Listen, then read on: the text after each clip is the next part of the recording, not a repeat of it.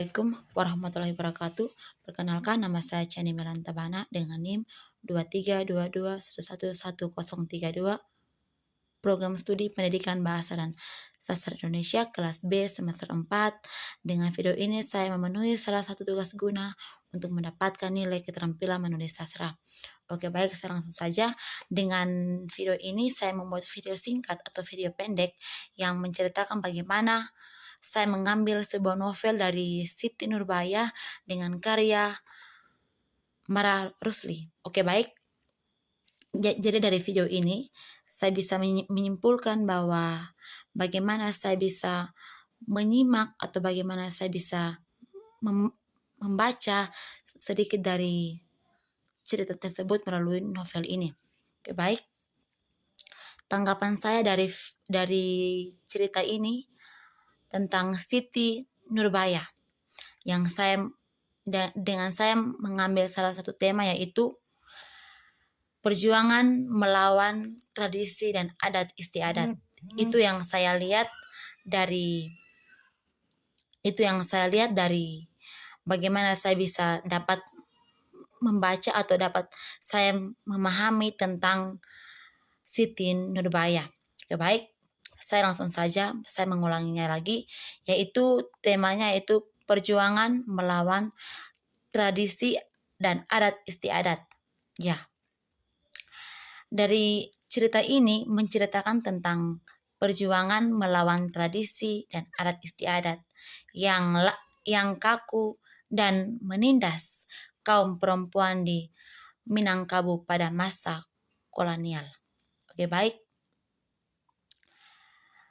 Dan perjuangan melawan tradisi dan adat istiadat ini, novel ini menggambarkan bagaimana adat istiadat Minangkabau, khususnya perkawinan yang diatur oleh kaum laki-laki, menjadi alat penindas bagi perempuan. Siti Nurbaya ini adalah salah satu tokoh utama dalam novel ini. Dipaksa menikah dengan Datuk Meringgi dan seorang pria yang tua, yang kaya raya. Meskipun ia mencintai Samsul Bahri, seorang pemuda yang berasal dari keluarga sederhana. Dan dari perjuangan kaum perempuan ini adalah Siti Nurbaya menjadi simbol perjuangan kaum perempuan untuk mendapatkan kebebasan dan hak mereka. Ia menolak untuk menikah dengan Datuk Meringgi. Bahkan meskipun hal itu berarti menantang tradisi dan adat istiadat yang berlaku di masyarakatnya. Dari sosialnya yaitu Siti Nurbaya juga merupakan kritik sosial terhadap sistem sosial dan ekonomi yang menindas kaum perempuan dan mengutamakan harta dan kekuasaannya. Datuk Meringgi ini adalah orang yang kaya raya dan berkuasa menggunakan kekayaan untuk menguasai Siti Nurbaya. Jadi kesimpulan yang saya ambil bahwa Siti Nurbaya ini merupakan karya sastra yang bermakna, mendalam dan relevan. Sehingga saat ini Siti Nurbaya masih berpikir bahwa bagaimana dia bisa menikah dengan seorang datuk yang tua. Oke, baik, kita masuk dalam tokoh utama. Tokoh utamanya adalah Siti Nurbaya. Siti Nurbaya ini adalah tokoh yang digambarkan sebagai perempuan yang sangat cantik, cerdas, dan berpendirian teguh. Ia merupakan simbol perjuangan perempuan yang untuk mendapatkan kebebasan dan hak-hak mereka. Siti Nurbaya ini menolak pernikahan dengan Datuk Meringgi. Meskipun hal menolak pernikahan dengan Datuk Meringgi ini adalah itu tidak berarti menentang tradisi adat istiadat. Ia memiliki cinta yang tulus kepada Samsul Bahari, namun takdir berkata lain. Samsul Bahari ini adalah tokoh pria yang dicintai oleh Siti Nurbaya. Ia digambarkan sebagai pemuda yang baik hati, berpendidikan, dan memiliki cita-cita yang tinggi. Samsul Bahri ini terpaksa meninggalkan pedang untuk menuntut ilmu di Batavia, yang kemudian memisahkannya dari Siti Nurbaya. Dari tokoh pendukungnya adalah Datuk Meringgi. Tokoh atau yang dibilang adalah tokoh antagonis yang merupakan pria yang tua, kaya, dan berkuasa. Ia memiliki sifat yang serakah, licik, dan kejam. Datuk Meringgi menggunakan kekayaannya untuk menguasai Siti Nurbaya dan menindas keluarga Siti Nurbaya. Dan adapun dari ayah Siti Nurbaya itu Bagindo Sulaiman. Ia adalah ayah dari Siti Nurbaya, seorang pedagang kaya yang terjerat hutang dengan Datuk Meringgi. Digambarkan sebagai sosok yang lelah dan mudah terpengaruh. Ada punya juga yang namanya Sultan Mahmud, ayah Samsul Bahri. Samsul Bahri adalah jodoh. Samsul Bahri ini adalah pacar dari Siti Nurbaya. Dan ayahnya adalah Sultan Mahmud, ayah dari Samsul Bahri. Seorang penghulu yang dipandang, ia digambarkan sebagai sosok bijaksana dan penyayang.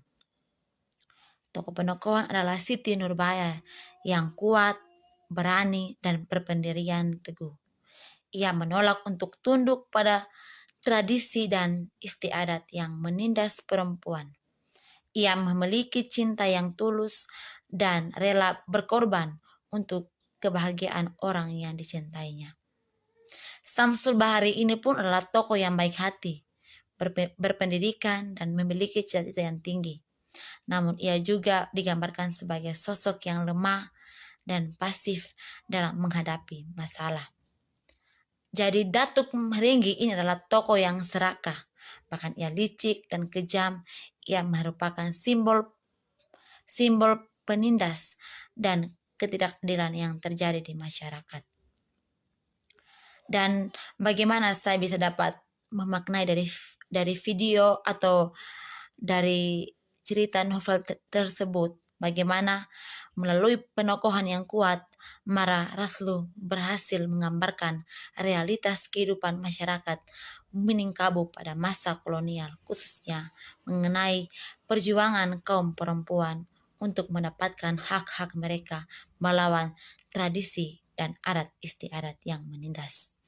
Latar novel Siti Nurbaya karya Mara Raslu adalah novel Siti Nurbaya karya yang Padang Sumatera berat pada awal abad ke-20 di masa penjajahan Belanda. Latar waktu dan tempat pada abad ke-20. Novel ini menggambarkan kehidupan masyarakat Minangkabau pada masa tradisi di mana pengaruhnya budaya barat mulai masuk dan berbenturan dengan tradisi dan adat istiadat yang berlaku. Dalam masa penjajahan Belanda, kondisi sosial dan ekonomi masyarakat Minangkabau pada masa dipengaruhi oleh kebijakan kolonial Belanda. Latar tempatnya itu Padang, Sumatera Barat. Novel ini menggambarkan kehidupan masyarakat di kota Padang yang merupakan pusat perdagangan dan budaya di Sumatera Barat. Lingkungan masyarakat Minangkabau menampilkan adat istiadat dan tradisi masyarakat Minangkabau, khususnya sistem perkawinan yang diatur oleh kaum laki-laki. Ada punya latar waktunya di rumah yang menggambarkan kehidupan keluarga Siti Nurbaya di rumahnya yang megah serta kehidupan keluarga Samsul Bahri di rumah sederhana mereka. Tempat umumnya yang Novel ini juga menampilkan tempat di pedang sepertinya pasar, jalanan, tempat berkumpul, dan masyarakat. Dari sosialnya itu sistem perkawinan ini menggambarkan sistem perkawinan di Minangkabau yang diatur oleh kaum laki-laki. Seperti saya bilang tadi, perempuan tidak memiliki hak untuk memilih pasangan hidup mereka dan seringkali pun dipaksa menikah dengan pria yang lebih tua dan kaya. Pengaruh budaya barat. Novel ini menunjukkan pengaruh budaya barat yang mulai masuk Minangkabau seperti pendidikan gaya hidup modern. Latar ekonominya yaitu perdagangan, yang aktivitas perdagangan yang menjadi mata pencaharian utama adalah masyarakat Padang. Dan sistem hutang. Novel ini menunjukkan sistem hutang juga yang seringkali digunakan alat penindas oleh kaum kaya. Dan yang contoh dari yang kesimpulan dari akhir novel ini yang saya ambil adalah penulis mengetahui pikiran Siti Nurbaya. Siti Nurbaya terdiam, hatinya terasa pedih. Ia tidak ingin menikah dengan Datuk Meringgi, tetapi ia tidak dapat menolak keinginan ayahnya. Penulis mengetahui juga banyak hal pikiran tentang Samsul Bahri yang menceritakan tentang merasa sedih ketika mendengar bahwa kabar pernikahan Siti Nurbaya dengan Datuk Meringgi. Ia ingin sekali menikah Siti Nurbaya tetapi tidak memiliki harta dan kekuasaan. Bahkan penulis juga mengetahui latar belakang keluarga Siti Nurbaya adalah keluarga Siti Nurbaya terlihat hutang dengan Datuk Meringgi. Mereka terpaksa menyerahkan Siti Nurbaya sebagai jaminan hutang. Manfaat dari sudut pandang adalah membuat cerita lebih dramatis. Sudut pandang serba tahu memungkinkan penulis untuk mengungkapkan konflik dan ketegangan dalam cerita secara lebih efektif. Bahkan juga dapat membuat pembaca lebih terlibat dari sudut pandang ini, bahkan membantu untuk merasakan emosi dan pengalaman para tokoh secara dalam. Oke, baik. Dari video ini juga ada kesimpulan untuk saya mengakhiri video ini. Jadi kesimpulannya adalah Siti Nurbaya merupakan karya sastra yang bermakna, mendalam, dan relevan. Sehingga saat ini novel ini mengungkapkan bahwa realitas kehidupan perempuan di Minangkabau pada masa kolonial dan mengajarkan kita untuk menghargai hak-hak perempuan dan menentang segala bentuk penindas. Sekian dari saya atas nama Chani Melantabana. Saya mengucapkan banyak limpah terima kasih, dan apabila dalam perjalanan video ini ada kata-kata yang kurang berkenan, ada kata-kata yang dapat menyinggung banyak penonton atau banyak pendengar, saya mohon maaf. Dan terlebih khusus juga apabila dalam video ini ada banyak kurang-kurang kata yang saya mengungkapkannya, saya mohon maaf. Dan selamat menonton. Assalamualaikum warahmatullahi wabarakatuh. Sekian, terima kasih.